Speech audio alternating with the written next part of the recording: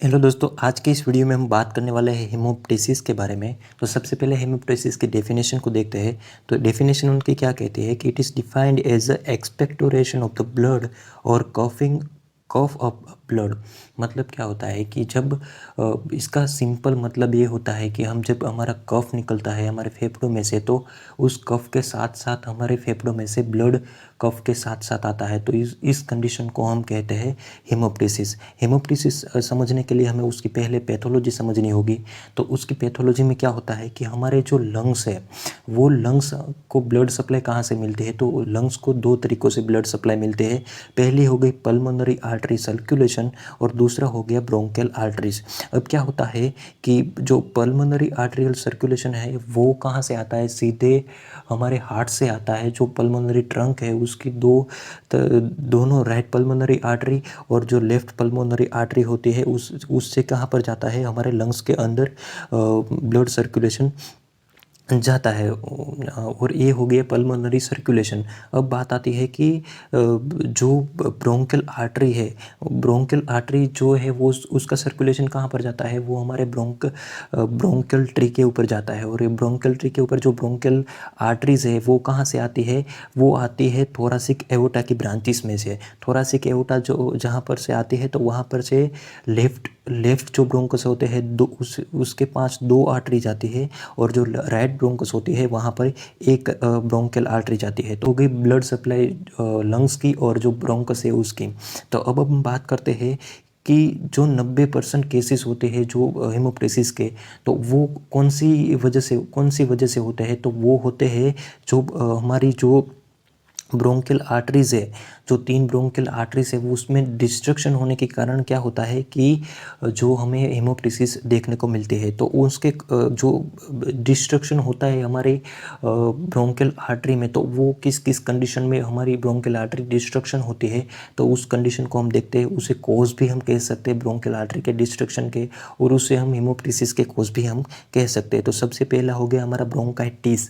Bronchitis में क्या होता है कि जो ब्रोंकस है, ब्रोंकियल ट्री है, उसमें क्या होता है कि इन्फ्लेमेशन होने लगता है। तो इन्फ्लेमेशन की वजह से क्या होता है, एक प्रकार का डिस्ट्रक्शन होता है, और डिस्ट्रक्शन की वजह से क्या होता है कि यहाँ पर जो ब्रोंकियल आर्टरी है वो डिस्ट्रक्ट होती है, और वहाँ पर जो ब्लड है वो कफिंग के साथ मिक्सअप होता है और बाहर हेमोप्टाइसिस देखने को मिलता है। उसके बाद हो गया हमारा लंग कैंसर। लंग कैंसर में भी क्या होता है कि आर्टरी का डिस्ट्रक्शन होने लगता है। न्यूमोनिया हो गया, ट्यूबरक्यूलोसिस हो गया, जो एक प्रकार का बैक्टीरियल इन्फेक्शन है, उसकी वजह से क्या होता है, डिस्ट्रक्शन होता है। लंग एब्सेस हो गया, उसमें भी नियोप्लाज्म देखने को मिलता है। वहाँ पर क्या होता है कि एब्सेस देखने को मिलता है वहाँ पर, कोई फॉरेन पार्टिकल को लंग एब्सेस हो गया, और कोई किसी भी टाइप का क्रोनिक लंग इन्फेक्शन है जो लंबे समय से आ रहा है, तो उसके साथ साथ क्या कहाँ पर होता है, वहाँ पर भी डिस्ट्रक्शन होने को देखने को मिलता है। तो ये थे कुछ जो कॉमन कोजेज़ है, ये थे कुछ कॉमन कोजेज़ जिसकी वजह से हमें हेमोप्टाइसिस देखने को मिलती है। तो अब हम बात करते हैं कि जो मेन हमारा क्लिनिकल फीचर क्या हो गया कि हेमोप्टाइसिस मतलब क्या होता है कि कफ के साथ ब्लीडिंग आना। और जो जो क्लिनिकल फीचर्स है वो क्या है कि जो हमने ऊपर देखे थे ये सब कोजेज़, वो सब कोजेज़ के जो क्लिनिकल फीचर्स होते हैं उसकी बात की है। तो जो tuberculosis, pneumonia, lung cancer, bronchitis, इन सब के जो सिम्टम्स होते हैं वो भी हेमोप्टाइसिस के साथ साथ हमें देखने को मिलता है। लेकिन मतलब चेस्ट पेन हो गया, वेट लॉस हो गया, ब्रीदिंग डिफिकल्टी, इन सब कोजेज़ में ये सब सिम्टम्स कॉमन ही होते हैं। तो अब हम बात करते हैं हेमोप्टाइसिस के डायग्नोसिस के बारे में। तो हम कैसे डायग्नोसिस कर सकते हैं कि जो ये ब्लड आ रहा है हमारे लंग्स के अंदर से, तो वो किस कारण से आ रहा है, तो उसका डायग्नोसिस हम देखते हैं। तो सबसे पहले हम पेशेंट की हिस्ट्री लेनी पड़ती है। तो हिस्ट्री में क्या हम लेंगे कि जो पेशेंट है उसकी हिस्ट्री में पूछेंगे कि उसे कोई पहले कोई डिजीज़ हो गया था, उसके सब साइन एंड सिम्टम्स देखेंगे, पहले क्या हुआ था, अब क्या हो रहा है, मेडिकल हिस्ट्री से हमें क्या पता चलता है कि जो हमने ऊपर कोजेस देखे थे, ट्यूबरक्यूलोसिस, न्यूमोनिया हो गया, पेशेंट जो भी सिम्टम्स हमें बोलेगा उसकी वजह से हमें पता चलेगा कि ये सिम्टम्स इस डिजीज़ के हैं, इसकी वजह से हेमोप्टिसिस हो रहा है। तो सबसे पहली हो गई हमारी मेडिकल हिस्ट्री। उसके बाद हम क्या करेंगे, एक्सरे करवाएंगे। तो एक्सरे में क्या करेंगे, हमें देखने को मिलेगा अगर कैंसर है तो उसमें कुछ मास देखने को मिलेगा, या फिर किसी इन्फ्लामेशन हुआ है तो उसे वहाँ पर क्या देखने को मिलेगा, कंजेशन। तो एक्सरे में हमें दो टाइप देख सकते हैं कि कंजेशन है या मास है। उसके बाद हम देख सकते हैं सीटी स्कैन। सीटी स्कैन में हम क्या देखते हैं कि माइनर डिटेल्स जो है लंग्स के अंदर जो छोटी छोटी डिटेल्स है उसको भी हम सीटी स्कैन में ऑब्जर्व कर सकते हैं। उसके बाद हम करेंगे सीबीसी। सीबीसी क्यों हम करवाएंगे, सीबीसी इसलिए करवाते हैं कि किसी भी टाइप का इन्फेक्शन है तो उसमें हमारा जो डब्ल्यूबीसी है वो इंक्रीज़ हो गया होगा, और जो नॉर्मल सभी जो ब्लड सेल्स होते हैं उसके काउंटिंग हम सीबीसी में देख सकते हैं। उसके बाद हम देखेंगे एबीजी। इसका मतलब होता है कि आर्टेरियल ब्लड गैस। अब हम ब्लड के अंदर जो ऑक्सीजन है और जो कार्बन डाइऑक्साइड है उसका रेशियो हम एबीजी से पता कर सकते हैं। तो इसकी वजह से हमें पता चलता है कि जो हमारे ब्लड के अंदर कितना ऑक्सीजन है और कितना कार्बन डाइऑक्साइड है उसकी वजह से हम पता लगा सकते हैं कि लंग्स की कैसी कंडीशन है, वो प्रॉपर तरीके से रेस्पिरेशन कर लेता है या नहीं, या फिर जो ऑक्सीजन और CO2 हो उसकी जो ट्रांसफ़र है वो प्रॉपर तरीके से करता है या नहीं। इसके बाद हम हीमोप्टिसिस के टाइप देखेंगे। तो टाइप्स में हम क्या देखेंगे, दो टाइप होते हैं उसके, मैसिव हीमोप्टिसिस और नॉन मैसिव हीमोप्टिसिस। जो मैसिव हीमोप्टिसिस है वो जो कंडीशन होती है वो लाइफ थ्रेटनिंग कंडीशन होती है, और जो नॉन मैसिव हीमोप्टिसिस है वो लाइफ थ्रेटनिंग कंडीशन नहीं होती है। क्योंकि जो नॉन मैसिव हीमोप्टिसिस है उसमें क्या होता है कि 100 से 200 ml 24 आवर्स में 100 से 200 ml जो ब्लड एक्सपेक्टोरेट होता है, और जो मैसिव हेमोप्टिसिस है उसमें क्या होता है 600 ml से ज़्यादा ब्लड एक्सपेक्टोरेशन हो जाता है इन 24 कलाक के अंदर। अब हम बात करते हैं, ये दो टाइप हो गए।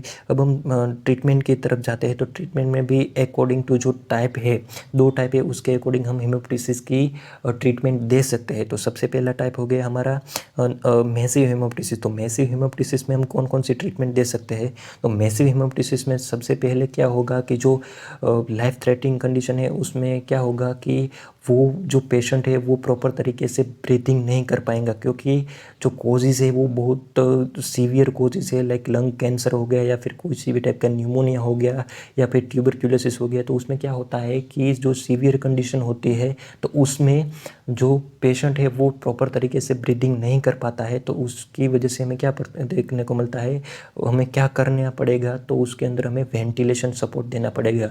अब वेंटिलेशन सपोर्ट के लिए हमें क्या करना पड़ेगा, सबसे पहले इंट्यूबेशन करना पड़ेगा। इंट्यूबेशन करने के बाद हमें जो उसे प्रॉपर तरीके से ऑक्सीजन देना पड़ता है वेंटिलेशन के थ्रू।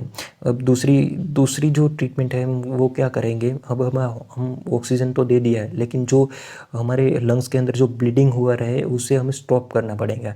तो हम जो ब्लीडिंग हो रहा है उसे स्टॉप कैसे करेंगे, तो हमें उसमें क्या कौन कौन सी मेडिसिन हम देंगे, उसमें हम देंगे वाजोकॉन्स्ट्रिक्टर देंगे। तो उसकी वजह से क्या होगा कि जो वेसल्स है उसमें जो ब्लड प्रॉपर तरीके से जा रहा है तो उसे वेसल्स को हम कॉन्ट्रिक्ट करेंगे, जिसकी वजह से जो ब्लड जा रहा है वो थोड़ा कम हो जाए। उसके बाद हम देंगे उसके बाद हम देंगे कोगुलेंट्स। मतलब क्या होता है कि जो ब्लड कोगुलेट जो सब्सटेंस है जो मेडिकेशन के अंदर, तो उसको देंगे, जिसकी वजह से जो ब्लड क्लॉटिंग की जो प्रोसेस है वो लंग्स के अंदर प्रॉपर तरीके से बने रहे और इसकी वजह से हमारा जो ब्लीडिंग है वो ब्लीडिंग स्टॉप हो जाए। उसके बाद हम लेज़र थेरेपी से भी हम ब्लीडिंग स्टॉप कर सकते हैं। तो ये दूसरी ट्रीटमेंट हो गई ब्लीडिंग स्टॉप की हमें। और तीसरी प्रोसेस हो गई जो जब पेशेंट रिकवर होने लगता है, उसकी कंडीशन सुधरने लगती है, तो हम उसे एंटीबायोटिक देंगे क्योंकि किसी भी टाइप का और इन्फेक्शन ना हो जाए। तो ये थी मैसिव हेमोप्टिसिस की ट्रीटमेंट, जिसमें हम देंगे सबसे पहले ऑटोथेरेपी देंगे,